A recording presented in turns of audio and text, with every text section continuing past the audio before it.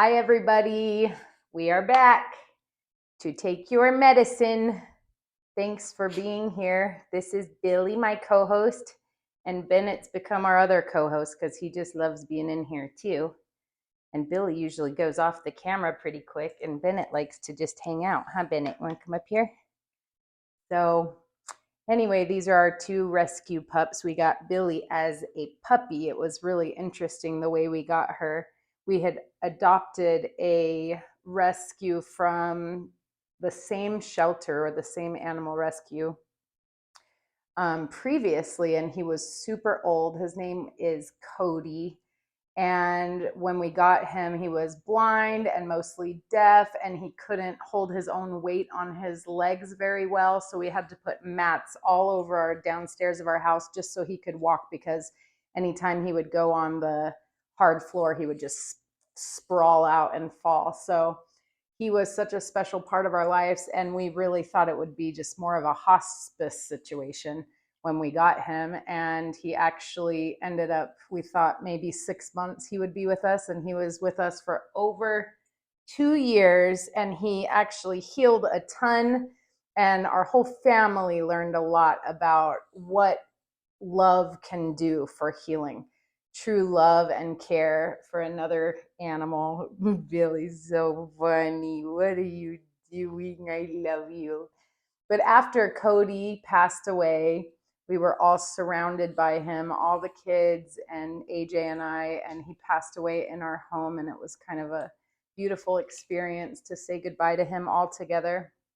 And we really wanted some puppy energy in our home after that. And so I didn't know if we would be able to rescue a puppy, and buying was not an option because we don't really believe in buying doggies, but rescuing them instead. So I asked the lady who runs the rescue that we got Cody from if she would just keep an eye out for puppies. And sure enough, just 1 week after Cody's passing, she texted me and said, "We have Airedale Terrier puppies that were surrendered and need homes." And Billy was only 16 weeks old, and she was the cutest, funniest, most naughty, smartest little puppy. She totally destroyed our baseboards chewing on them. But she has been such a joy to have in our lives. And Bennett, we adopted about 10 years ago. Not Bennett, maybe even 11 years ago. I don't know. No, it was 2014. So, yeah, the summer of 2014. So, just 10 years, huh, Benny? And he was so sick when we got him. He was completely covered in sores because he was left outside for way too long in the heat, and he was covered in ticks, and he had tick fever. And so he was not even strong enough to go up our stairs at the time. He was vomiting several times a day, and we kind of nursed him back to health. And so they thought that maybe he was around 2 years old. And so now he's like 12, and he has all the energy in the world, although he is getting a little senile, huh, Bennett? But both of our dogs, we feed them homemade food. It's mostly vegan. And we try and keep them as healthy as possible, huh, Benny? But yeah, he's been a fun one to have around. He's got a lot of anxiety. He went through a lot in his first 2 years of life, and so he's kind of scared of everything. And as an empath, his anxiety tends to make me anxious. So he's like the opposite of an emotional support dog, although right now I totally am grounding myself on him. So I guess it goes both ways. He helps me and I help him. Huh, Bennett? You're a good boy. Anyway, I wanted to share something that I do almost every single day, and that is what I call my green smoothie. So if you see it's green in there, I love this smoothie, even though it has a ton of healthy stuff in it.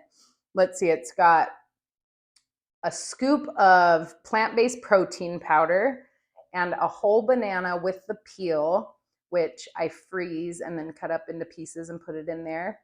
I do a whole carrot, organic carrot, organic everything really, the banana, the carrot, I put a lot of organic spinach in there, just like 2 big handfuls, like cram it in there. I put turmeric, cayenne pepper, cinnamon.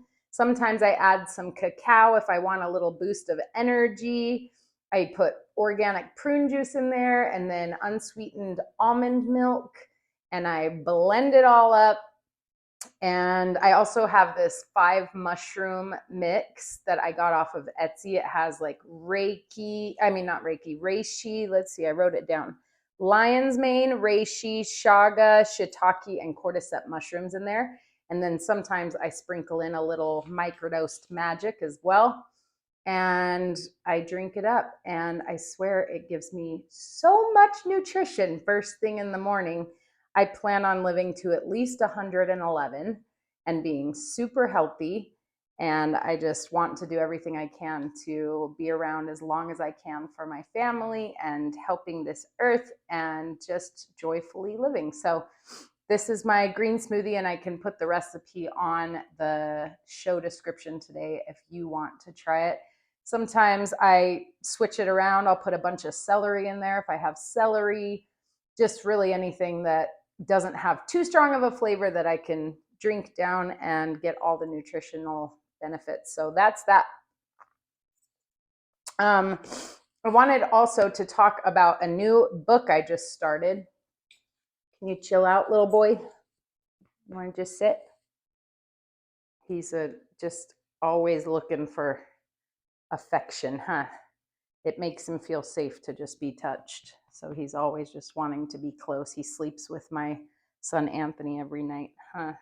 And Anthony says his little butt makes his feet warm at night when he's cold. So it works out. Huh, Bennett? I'm reading a book called Radical Acceptance by Tara Brach, I think is how it's pronounced, Brach. My allergies have been a little wonky the last couple of days.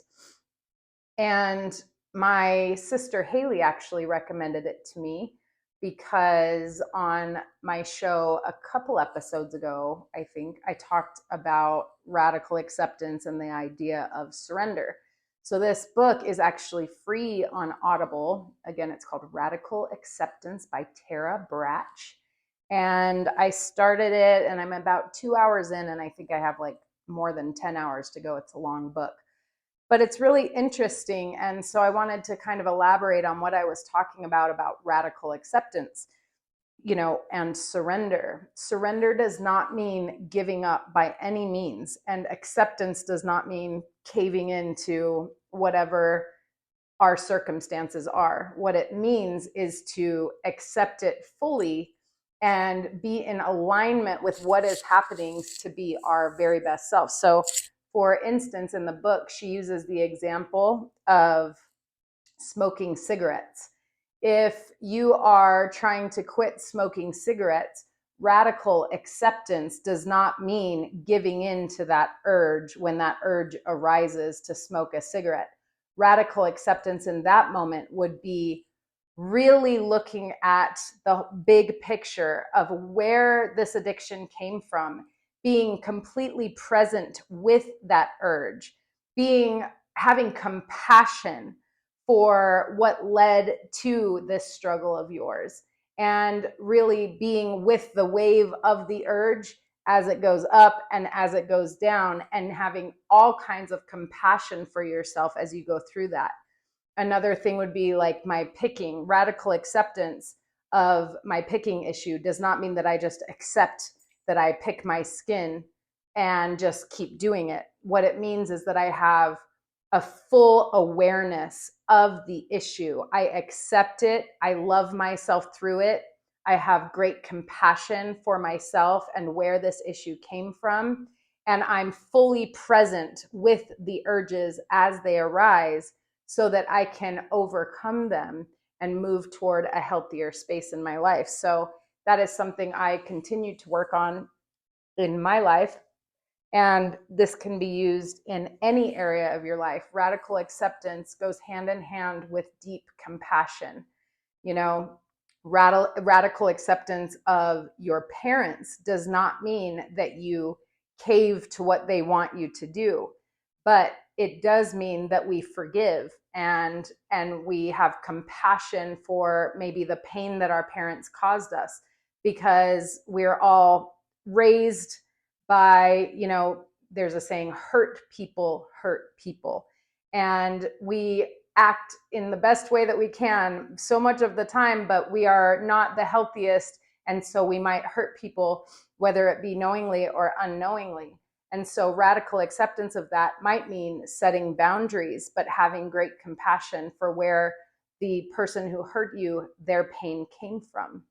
So I just wanted to kind of elaborate on that. And as I get further into the book, I will share more. She has a really interesting story, actually, about kind of finding herself trapped in a spiritual cult and having to learn how her need for perfectionism and being the best at everything led to her getting stuck in this cult situation.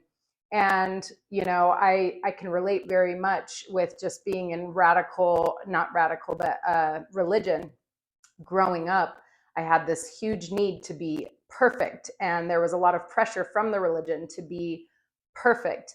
And getting out of that and learning to accept myself exactly where I am. And really, the only way to improve our lives is to accept where we are so that we can level up. Shame does not get us anywhere. Compassion is the answer. Compassion for the people around us, compassion for the earth around us, compassion for ourselves and everything that we've been through. And so I'm excited to learn more about that. On Wednesday, AJ and I went to yoga together. My favorite yoga teacher, Heather, at the Space in Cave Creek, Arizona. She is wonderful, and she teaches only one class there a week now on Wednesday mornings at 9. If you're in Arizona and want to check it out, it's amazing. And it was a mindful flow class. And usually she teaches yin yoga, but this was her first time, or at least my first time, attending her new class called Mindful Flow. And as I was doing this yoga with AJ next to me, it was challenging. We were in kind of like a squat chair sitting position and doing all of these mudras, I think they're called. And my brain sometimes has a really hard time with remembering all of the moves in the flow. And my legs were shaking and I was breaking a sweat. And it was like such a different experience for me than when I was doing yoga even a year ago. And I was noticing how much more in tune I was with my body, how much I was able to control the thoughts of my mind and quiet my mind and be aware of, the space around me and just be fully present there with Heather leading this class. And it gave me so much gratitude to see the progress that you can make with meditation, with yoga, in quieting the mind. And yoga means to be at one, to be at one, and to come into yourself. It's like the only way out is through yourself. And yoga is such a good way to connect with your body, to connect with your spirit. I'm almost always moved to emotion when I do yoga. It's like something about it brings emotion up in me. It's like I'm releasing tension from painful experiences I've had or whatever, and it comes up and I allow it to release. And so I just want to challenge you, whether it's yoga or any kind of workout or going on a walk or whatever, practice some kind of stillness practice being at one with your body, at one with your mind, because there's so much peace and harmony and space cleared when we take that time. It was an hour and 15-minute long class, and it gave me so much good life energy. AJ and I were so proud of ourselves for going and for getting through it. And she always shares a beautiful meditation, and it was just a wonderful experience. So there's tons of yoga on YouTube. Yoga with Adriene is great. I do a yoga video with my son. I've been doing that every day lately. We just finished this morning. We went on a long walk and he was riding his bike through the sprinklers at the park. It was really fun. And then we came back and did just a 10-minute yoga video. And I think that's really beneficial for him too, just to learn to just stop and slow down and stretch your body and become one with it. Sorry, my nose is running today. I wanted to read today from Melody Beattie's Journey to the Heart. It's been a little while since we've read, and I really loved this message today. I'm not sure if I've shared this with you, but my sister, Bryn, made this bookmark. Isn't that so beautiful? And I love it so much. She's a really great artist. She probably doesn't think she's a great artist, but I've always been such an admirer of her art. It says, May 31st, let yourself be alive.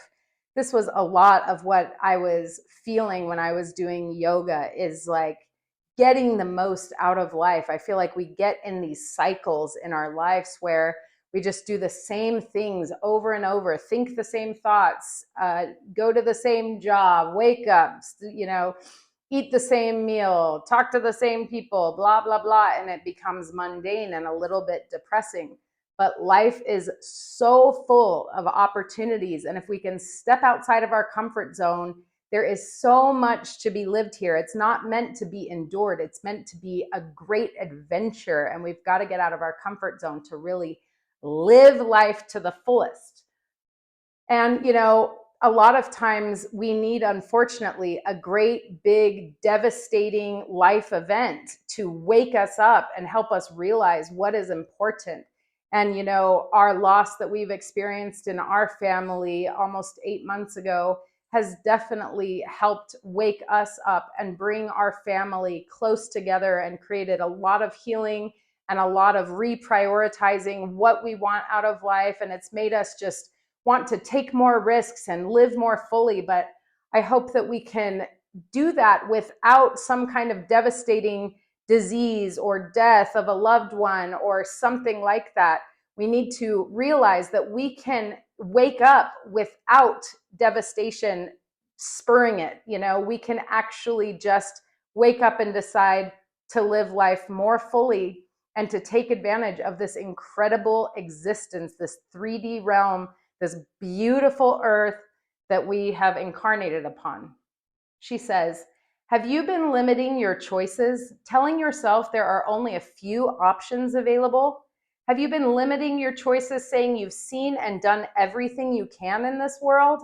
Have you been limiting yourself and your life, then wondering why life is so limiting? Set yourself free. Give yourself permission to experience and taste more of life. You are here to live your life fully, richly, passionately. The journey has been about more than cleansing, healing, and spiritual growth. You have a body, emotions, passion, and thought. You are here to bring all parts to life, to connect the parts, and to fully live your life. Partake of the abundance of the universe. You're sitting at a banquet table. Let yourself feast. Move on from monitoring, watching, limiting. Experience all of life that you can.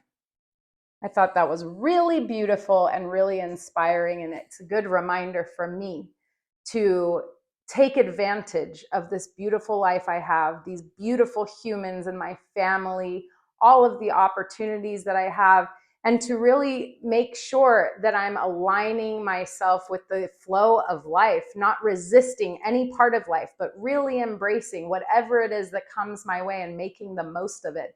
We have so much more control than we think when it comes to our thoughts. We have to just pull back and create some awareness around the thoughts that we think, and that can help us live so much more fully. AJ and I have been talking about this quite a bit lately because, we tend to want to complain about life, complain about this, complain about that. And instead, if we can notice that we're doing that, we can spin it to more positive, and we can talk about things that are hopeful, and that will put us on a better vibration, and we will enjoy life more. There's always good to focus on, and there's always bad to focus on. So I would just challenge all of us to work harder on focusing on the positive, and I think our lives will be so much more rich and so much more blessed if we do. That's all I have for today. Thank you so much for being here. We all love you. Hope you have a wonderful morning, day, evening, whatever, and namaste.